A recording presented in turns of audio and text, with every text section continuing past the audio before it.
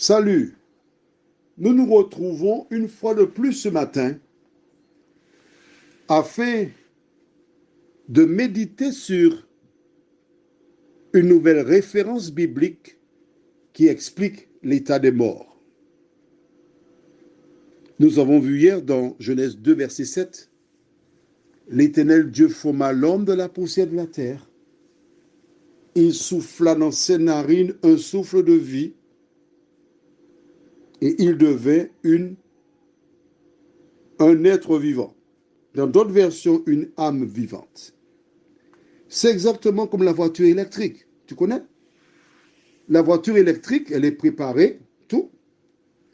Mais pour qu'elle soit opérationnelle, il faut qu'on branche le cordon afin qu'elle soit chargée.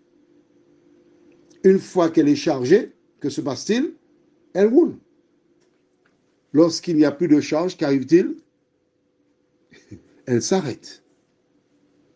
Est-ce que tu penses qu'il y a un purgatoire pour les voitures qui n'ont plus de batterie électrique et un paradis? Non. Il n'y a plus d'électricité, elle s'arrête. On met l'électricité, elle repart. Sauf que c'est de la matière physique, mais qui dans le temps s'abîmera. Aujourd'hui, nous verrons la suite. Mais juste avant, je t'invite avec moi de rechercher la présence du Saint-Esprit. Car ce ne sont pas les arguments qui t'aideront à comprendre la parole, mais bien le Saint-Esprit. Prions. Notre bon et tendre Père céleste, bien des convictions circulent dans le monde. Alors nous te demandons de nous éclairer afin que nous comprenions la vérité. Merci de nous diriger. Cet esprit, conduis-nous dans la vérité. Au nom de Jésus, pour ta gloire éternelle. Amen. Question. Dis-moi pourquoi les gens croient en l'immortalité de l'âme. C'est parti, 5 secondes.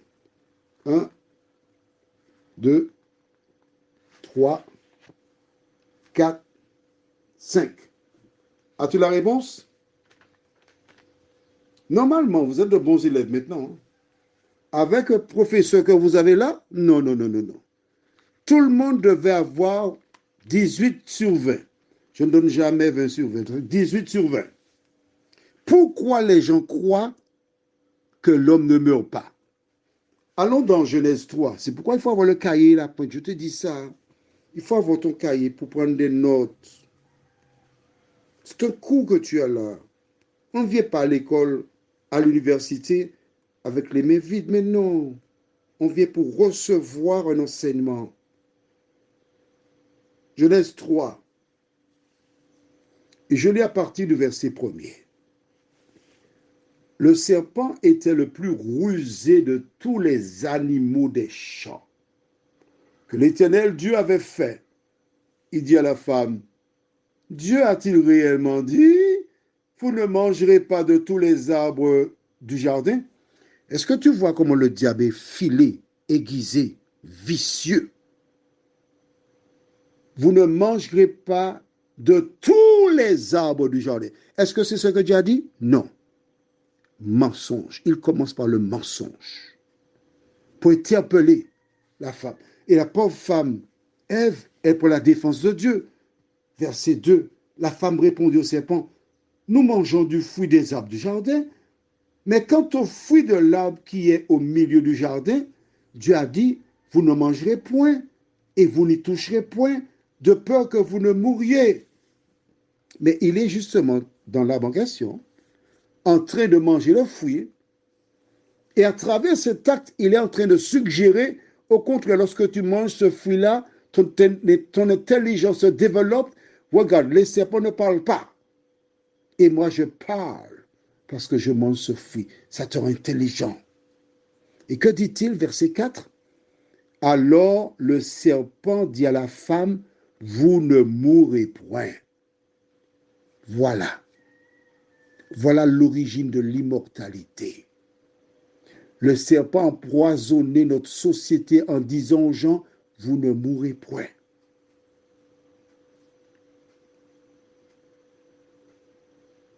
Mais nous reprenons le verset d'hier.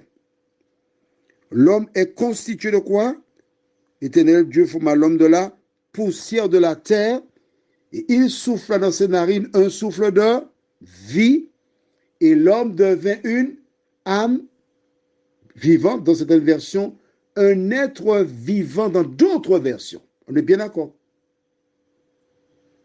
Pour que l'homme existe, il a besoin du souffle de vie. Le souffle de vie, c'est un souffle qu'on ne voit pas, imperceptible, invisible. Et en prenant une métaphore, le souffle de vie, c'est le carburant. L'homme, c'est le véhicule. Sans carburant, le véhicule est en panne, il va nulle part. Alors, le verset du jour se trouve dans 1 Corinthiens, chapitre 15, verset 45. Et toutes les Bibles ont cette même traduction. On trouve le même mot. C'est pourquoi il est écrit, le premier homme, Adam, devint une quoi? Une âme vivante. Le dernier Adam est devenu un esprit vivifiant. Esprit, un majuscule. Qu'est-ce que ça veut dire? Le premier homme, il a été tiré de la terre. C'est Adam. La responsabilité lui avait été donnée pour s'occuper du jardin. Il était donc, on va appeler cela un prince, un représentant de Dieu, un gouverneur. Dieu règne sur le monde. Il a fait l'homme à son image pour que l'homme puisse régner sur la terre. Sauf qu'en violant la parole de Dieu, il a perdu la gouvernance de la terre et Satan est devenu le prince de ce monde. As-tu compris cela? Une fois devenu prince de ce monde, il imposa ses lois et ses pratiques parce que c'est lui le gouverneur de ce monde. C'est l'anarchie, le péché. Dieu s'est réuni et un projet a été mis en place pour racheter la terre. Et un autre Adam viendra racheter la terre. Et cet Adam en question est un esprit, un majuscule, vivant. C'est Jésus de Nazareth. Pourquoi ce n'est pas un être vivant ou une âme? C'est tout simplement afin de lutter contre Satan. Le premier homme, Adam, était sans péché. Tandis que Jésus, s'il avait été un descendant des humains, il aurait eu un corps dans lequel le péché régnerait. Et si le péché régnait en lui, il ne pouvait pas être l'agneau de Dieu qui ôte les péchés du monde. Pourquoi? Parce que l'agneau devait être un animal sans tache, pur. Or, le péché rend impur l'homme. C'est pourquoi le second Adam, c'est Jésus, qui est venu sous forme d'esprit majuscule divin. Prions. Seigneur, nous avons vu là que l'âme, c'est l'homme. Dans 1 Corinthiens 15, 45, la Bible déclare « Et l'homme devint une âme vivante ». Si c'est une âme vivante, cela sous-entend qu'il y a aussi une âme qui meurt, mourante. Seigneur, de nous éclairer afin que la parole soit comprise de tous et que nous ne soyons plus ballottés par les pièges de l'ennemi, mais que la vérité réside dans nos cœurs, nous t'en prions, au nom de Jésus pour ta gloire éternelle. Amen. Je te souhaite une bonne journée sous le regard de Dieu. Demain, si Dieu nous prête vie, nous verrons si l'âme meurt ou pas. D'accord? À demain matin, si Dieu veut. Et surtout, n'oublie pas, n'aie pas peur.